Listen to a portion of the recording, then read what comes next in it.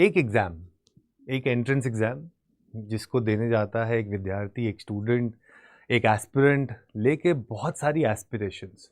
तो क्या ये टेस्ट सिर्फ़ एक बच्चे का होता है या उसके पूरे परिवार का, जो बैठ के प्रे कर रहा होता है कि हमारे बच्चे का पेपर क्लियर हो जाए? आपका क्या सोचना है इसके बारे में? थोड़ा ज़रा बताइए मुझे कमेंट करके। एक एग्ज़ाम के पीछे बहुत सारी हसरतें, बहुत सारी आरज़ू, बहुत सारे सपने, कुछ कर दिखाने का जज़्बा, एक माँ-बाप का सपना कि उनका बेटा या बेटी आगे चल के कुछ बने और उस पेपर में जब कुछ हो जाए डिस्क्रिपेंसीज़, तो उस बच्चे के माइंडसेट पे और उसके पेरेंट्स के सपनों पे, उसके घरवालों के सपनों पे और उसके खुद के जो अपने लिए बनाए हुए कुछ गोल्स हैं, उनके ऊपर क्या डेंट पड़ता है, ये शायद कोई नहीं समझ सकता। लेकिन हमारी इस शिक्षा नीति में, शिक्षा प्रणाली में हम आए दिन जब एग्ज़ाम्स के बारे में सोचते हैं, चाहे वो हमारा कैट का एग्ज़ाम हो, चाहे वो हमारा नीट का एग्ज़ाम हो, जेईई का एग्ज़ाम हो, over the time period we have seen that paper कहीं न कहीं आपके जब कुछ हो जाता है, कभी लीक हो जाते हैं या उसमें ग्लिचेस आ जाते हैं या बहुत सारी चीज़ें ऐसी चीज़ें हो जाती हैं जिसमें प्रॉब्लम होती रहती है। उसका सीधा-सीधा खामियाज़ा भुगतना पड़ता है बच्चे को।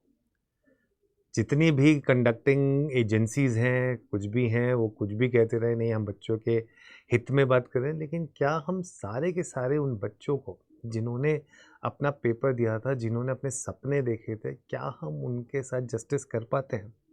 तो आज के सेशन में हम कुछ यही बात करेंगे। स्वागत करता हूँ मैं आपका, नाम है आशीष गर्ग और स्वागत करता हूँ इस चैनल पे जो कि है CLAT and other law entrance examination powered by अड्डा 24/7। पेपर में हम ओवर द टाइम पीरियड देखते हैं जिस कि कोई भी पेपर जब कभी या तो लीक हो गया या ग्लिचेस आ गए या उसमें आंसर की में कुछ डिस्क्रिपेंसीज आ गई, उसमें मैं हमेशा से ये सवाल भी पूछता रहता हूँ कि जब आपकी आंसर की में डिस्क्रिपेंसी आ रहे हैं, ऑब्जेक्शन उठाए जा रहे हैं, तो आप बच्चों से पैसे किस बात पे मांग रहे हो? बच्चों की क्या गलती है इसमें? बच्चे आपसे आप हर एक क्वेश्चन पे ऑब्जेक्शन उठाने के आप ₹1000 मांगते हो, राइट? तो ये ऑब्जेक्शन आपको अपने उसमें नहीं चेक करना चाहिए कि जहाँ पर बच्चा आपसे ये आशा करता है कि आप एक सही से एक पूरा पेपर को कंडक्ट करवा लें, आंसर की निकालें, उसके बाद उसका एडमिशन नहीं हो रहा है तो भैया तब बच्चे की गलती है। लेकिन जब आप उन ऑब्जेक्शंस को मान लेते हो, फिर आप उसे नंबर दे देते हो या जो भी दे देते हो या आपने उस क्वेश्चन को ही हटा दिया, लेकिन उसके ऊपर से वो पैसे माँगना कहीं न कहीं, तो अभी बहुत सारा ये ह्यू एंड क्राई चल रहा है अबाउट नीट। नीट के जो बच्चे हैं, मेरा पूरा आप लोगों के साथ सपोर्ट है, आप लोगों को मैं हर तरीके से सपोर्ट करता हूँ। लेकिन ये जो अभी हुआ कि हमने देखा कि जिस तरीके से आनन-फानन में रिज़ल्ट घोषित हुआ, रिज़ल्ट घोषित होने के बाद चीज़ें हुई, तो वो सब में क्या चीज़ें यहाँ पर निकल के आई और बच्चों के लिए इसमें फाइनली क्या चीज़ है, what is there that they can expect and what will happen with them, वो सारी चीज़ें हम यहाँ पर बात करने आपके सामने आए हैं। तो ये एक प्रेस रिलीज़ है जो national Testing agency NTA, the prestigious NTA ने निकाली है। ठीक है, ये 6 जून को आई थी जिसमें लिखा है the NEET 2024 was conducted by the National Testing Agency on 5th May from 2 to 5:20 PM at 4,750 centres and 571 cities. ठीक है, इसमें कट ऑफ कैसे निकाली है, तो कुछ यहाँ पर चीजें निकाली है। In the light of recent queries raised by candidates, it is felt necessary to issue the following clarifications. इसमें लिखा है the cut off scores are determined based on the overall candidates each year. The increase in cutoff reflects the competitive nature of examination and the higher performance standards achieved by the candidate this year. The cutoffs and average marks qualified candidates each year this. तो 2020 में ये था, 21, 22, 23, 24 में ये आपके सामने आ गया। Minimum score qualify in unreserve categories 164। फिर उसके बाद है compensatory marks for lost time. अब लॉस्ट टाइम होता क्या है, कई बार क्या होता है कि जब आप पेपर देने जाते हो, राइट, तो आपका ग्लिच की वजह से या फिर आपका सेंटर पे पेपर ही देर से स्टार्ट हुआ या आपके सिस्टम में कोई प्रॉब्लम आ गई, या कुछ भी चीज़ जो आप कर रहे थे तो उसमें कुछ प्रॉब्लम आ गई, तो उसमें लॉस ऑफ टाइम होता है। अब उस लॉस ऑफ टाइम के ऊपर आपको क्या मिलता है कि आपको एक टाइम का कॉम्पनसेशन दिया जाता है, तो कॉम्पनसेटरी मार्क्स आपको दिए जाते हैं। उसके ऊपर एक फॉर्मूलाज वगैरह कुछ बनाकर उसके ऊपर वो कॉम्पनसेटरी टाइम पर आपको मार्क्स देते हैं। तो क्या है, few writ petitions were filed by the candidates of NEET before the Honorable High Court of Punjab and Haryana and Chhattisgarh, raising concern of loss of exam time during the conduct of NEET on 5th May at few exam centers. The concern raised by the candidates through the writ petitions and representations submitted to NTA required careful consideration for redressal. Therefore, a grievance redressal committee consisting of the eminent experts. तो अब उन्होंने जिन्होंने honourable high court के सामने ये चीज़ रखा, भाई हमारे सेंटर पे हमारा जो टाइम था ना वो थोड़ा लॉस ऑफ टाइम हो गया था, तो हमारे को कॉम्पनसेटरी मार्क्स मिलने चाहिए। तो उसके लिए एनटीए ने क्या करा, एनटीए ने ये रिड्रेसल कमेटी बना दी। अब आगे चलते हैं। The committee considered the grievances representation on the basis of factual reports of the functionaries and CCTV footages। तो वो क्या कह रहे हैं कि जो भी वहाँ पर की जो कंसर्न अथॉरिटीज़ थी या जो CCTV फुटेजेस थी, उनको देख के वो देखने की कोशिश कर रही हैं कि क्या एक्चुअल में लॉस ऑफ टाइम हुआ था और इनको ये मार्क्स मिलने चाहिए, कॉम्पनसेटरी मार्क्स, या नहीं मिलने चाहिए। तो एटलीस्ट कम से कम चलो एनटीए कुछ तो कर रहा है, क्योंकि अब ऐसी टेक्नोलॉजीज़ कह दो या फिर ऐसा कुछ आपके पास है कि आप सीसीटीवी फुटेजेस देख के कुछ काम कर सकते हो, राइट। सो एटलीस्ट चलिए कुछ तो हो रहा है, कुछ तो एक होप है नीट के बच्चों के पास।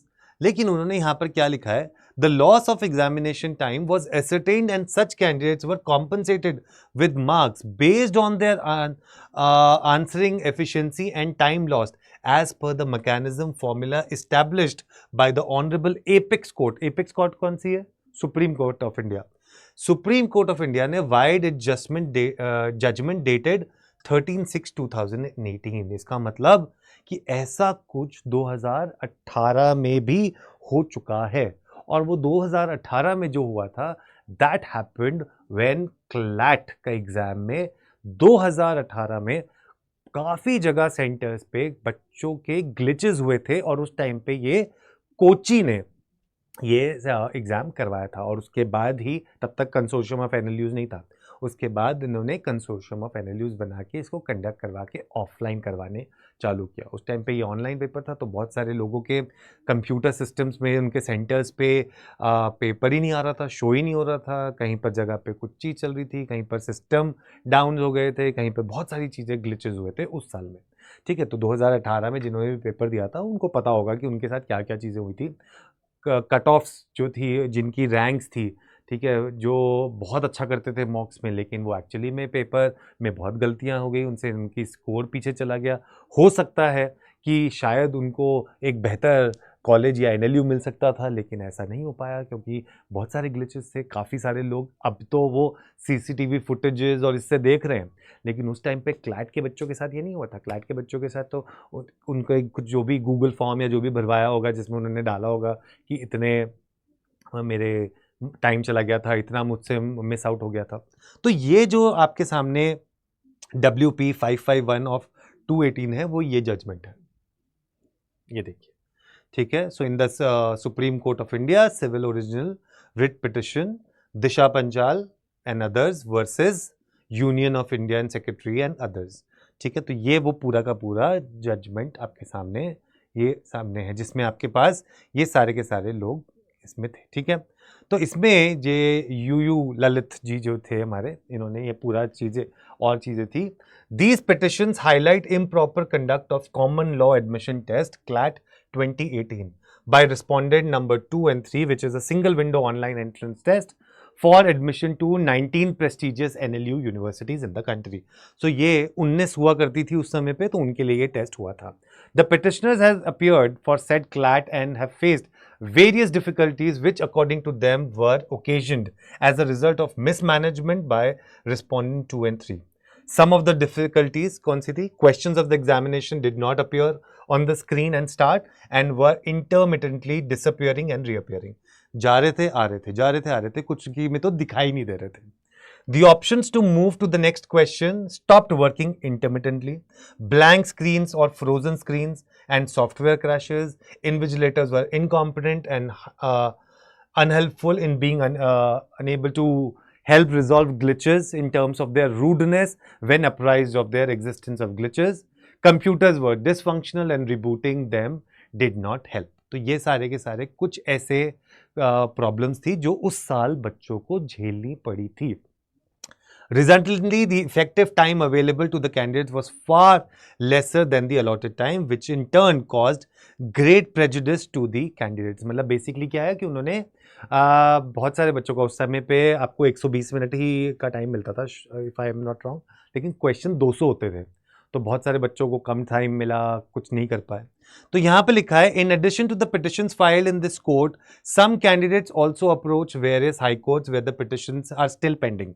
अभी तक भी पेंडिंग है, अभी कुछ हुआ नहीं उनके ऊपर, ठीक है.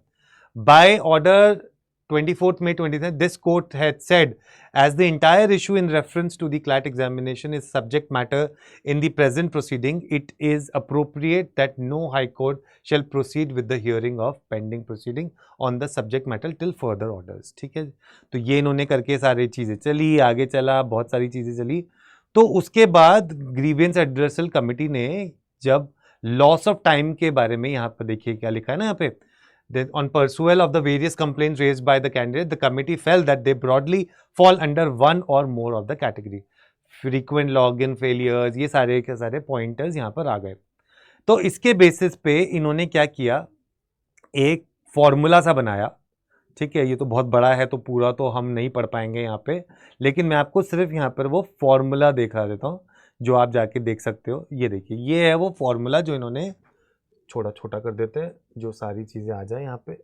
ये देखिए, ये फॉर्मूला इन्होंने निकाला. अब ये फॉर्मूले में क्या कह रहे हैं, ये फॉर्मूले में ये कहते हैं यहाँ पे कि इन्होंने कुछ एग्जाम्पल ले लिए 4-5 बच्चों का, तो ये रिडंडेंट है. यहाँ देखते हैं, total exam duration in seconds. तो इन्होंने क्या कहा, जो टोटल पूरा का पूरा जो एग्जाम था आपका, उसकी ड्यूरेशन बता दी इन्होंने. तो फॉर एग्जाम्पल 2 घंटे का पेपर था ना, तो 2 घंटे में उन्होंने 7200 सेकेंड्स ये निकल गया आपके. ठीक है, क्योंकि इन्होंने टोटल एग्जाम ड्यूरेशन इन सेकंड्स निकाला है, तो 7200. Notional time loss in seconds, तो अब इन्होंने, किसी ने बोला कि मेरे 553, 364, 68, 109 इतने सेकंड्स मेरे बर्बाद हो गए थे, मैं कुछ नहीं कर पाया. उसके बाद टाइम अवेल्ड इन सेकंड्स. ठीक है, तो टाइम अवेल्ड इन सेकंड्स इन्होंने निकाल दिया, मतलब 6 में 4 - 5. ठीक है, तो यहां से करके इन्होंने इतना, मुझे इतना टाइम ही मिला, मुझे अपना पेपर देने के लिए इतना टाइम ही मिला. नंबर ऑफ क्वेश्चंस मैंने 200 में से कितने अटेम्प्ट कर रहे थे उस टाइम में, 172, 118, 159, 150 क्वेश्चन, इतने क्वेश्चन मैंने अटेम्प्ट करे उस बचे हुए टाइम में. फिर उसके बाद नंबर ऑफ करेक्टली आंसर्ड, इनमें से 172 में से 125 करे, 159 वाले ने 62 क्वेश्चन ही सही करे, 118 वाले ने 59 क्वेश्चन ही अटेम्प्ट करे, वो सही करे अटेम्प्ट. फिर नंबर ऑफ रॉन्गली आंसर्ड, ये रॉन्गली आंसर्ड आ गए आपके यहाँ पे. ओरिजिनल स्कोर, अभी आपका ओरिजिनल स्कोर, फॉर एग्जांपल आपको 2 घंटे में से आपको 1 घंटा 45 मिनट मिला. उस 1 घंटे 45 मिनट में आपने 172 क्वेश्चन अटेम्प्ट करे, 172 क्वेश्चन में से आपके 125 ठीक हुए. ठीक है, तो आपके ये ठीक है, ये ठीक हुए, और बचे हुए आपने 47 गलत कर दिए. तो आपकी क्या हो गया, ओरिजिनल स्कोर आपका कितना आया, ओरिजिनल स्कोर आया आपका 113.25. ठीक है, अब आपकी आंसरिंग एफिशिएंसी देखी गई, आपकी आंसरिंग एफिशिएंसी कि आपने 172 में से 125 ठीक करें, तो आपकी आंसरिंग एफिशिएंसी क्या है, दैट इज 38.65. एडिशनल आंसर्स, कोई additional question the candidate would have answered, मतलब अगर आपके पास पूरा समय मिल जाता आपको, उस पूरे समय मिल जाने पे आप कितने एडिशनल क्वेश्चंस और कर सकते थे, तो वो निकला 14, कि हम लोग 14 क्वेश्चन और अटेम्प्ट कर सकते थे अगर मेरे को पूरा का पूरा टाइम मिल जाता 2 घंटे का. और उसमें मेरी एक्यूरेसी कितनी होती, तो मेरे टोटल नंबर ऑफ कितने हो गए, 172 + 14 मतलब 186. मैं 186 क्वेश्चन अटेम्प्ट कर पाता अगर मुझे पूरा 2 घंटे का समय मिलता. ठीक है, रिवाइज टोटल कौन सा हो जाता मेरा, 125 में से मेरे कितने सही हो जाते, 135 हो जाते. मेरी रिवाइज नंबर क्या हो जाता, जो गलत होते 47 की जगह 51 गलत होते, और मेरा रिवाइज स्कोर हो जाता 122। ठीक है, तो मेरा 113 से बढ़ के 122 हो जाता, मतलब मुझे 9 नंबर एक्स्ट्रा मिल जाते। इस तरीके से उन्होंने पूरा का पूरा ये फॉर्मूला निकाला था 2018 के क्लैट। तो जो इस साल जो नीट ने का जो ये ग्लिच हुआ है, उसमें जो एनटीए ने अपनी प्रेस रिलीज निकाली है, उस प्रेस रिलीज के मुताबिक जिस कोर्ट केस का रेफरेंस वो दिए रहे हैं, वो डायरेक्टली क्लैट का रेफरेंस है, जो क्लैट 2018 में हुआ था आपके जो प्रीवियस सीनियर्स हैं उनके साथ। अब उस टाइम पे तो आपने गूगल फॉर्म और ये भरवा लिए, तो ये इस तरीके से आपने चीज़ें देख ली, ठीक है। लेकिन इस पूरी प्रतिक्रिया में एंड में आपको लगता है कि सारे के सारे बच्चे जिन्होंने पेपर दिया होगा क्लैट 2018 का, क्या उनके साथ एक्चुअली में इंसाफ हुआ होगा? मुझे तो नहीं लगता। क्यों? क्योंकि सबको वो चीज़ें नहीं मिली। ऐसे बहुत सारे बच्चे हैं जिन्होंने क्या भरना था, कैसे भरना था, कब भरना था, गूगल फॉर्म का क्या था, वो भरा नहीं भरा भगवान जाने कितना साथ हुआ था। लेकिन अभी भी इस साल जो नीट वाले बच्चों के साथ है, आपको ये रेफरेंस दिया गया है, वो एनटीए अपनी तरफ से कोशिश पहल भी कर रही है। तो मेरी सारी की सारी आपके साथ विशेज़ हैं, ठीक है। आपके साथ मेरी सारी सारी भावनाएं जुड़ी हुई हैं, क्योंकि मुझे पता है मिडिल क्लास फैमिली से सपने लेके मध्यम वर्गीय परिवार हो या जो हम और सारे जगह से जब बच्चे आके निकलता है और जब वो आगे बढ़ने की कोशिश करता है, तो सिर्फ बच्चा नहीं यार, पूरा परिवार आगे बढ़ता है, और पूरे परिवार के साथ के सपने होते हैं, बहुत सारी महत्वाकांक्षाएं होती हैं जिसको करके वो आगे बढ़ना चाहता है और जीवन में कुछ बनना चाहता है, और उसके बाद अगर ऐसा कुछ हो जाए तो बहुत दुखता है।